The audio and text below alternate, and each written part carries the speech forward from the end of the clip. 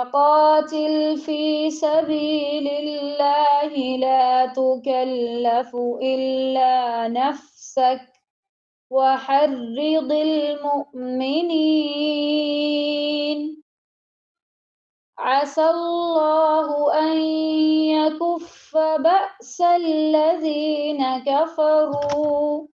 والله أشد بأسا وأشد تنكيلا من يشفع شفاعة حسنة يكن له نصيب منها ومن يشفع شفاعة سيئة يكن له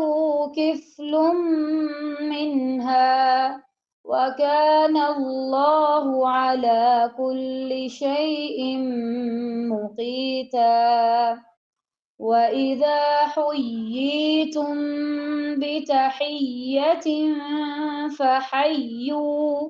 فحيوا بأحسن منها أو ردوها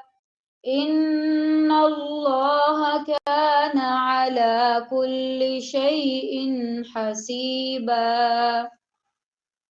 الله لا إله إلا هو ليجمعنكم إلى يوم القيامة لا ريب فيه ومن أصدق من الله حديثا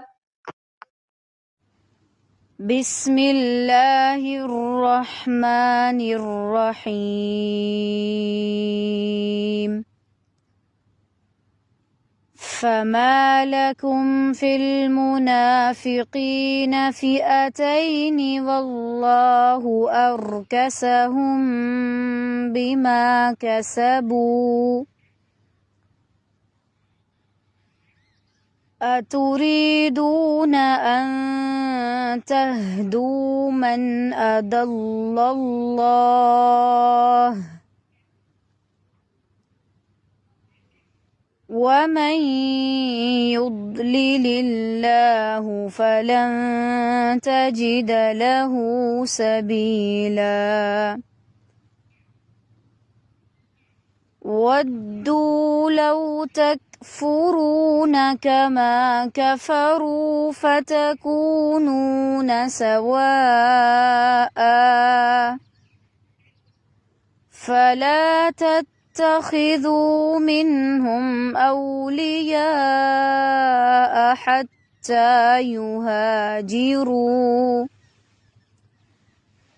حتى يهاجروا في سبيل الله فإن تولوا فخذوهم واقتلوهم حيث وجدتموهم ولا تتخذوا منهم وليا ولا نصيرا إلا الذين يصلون إلى قوم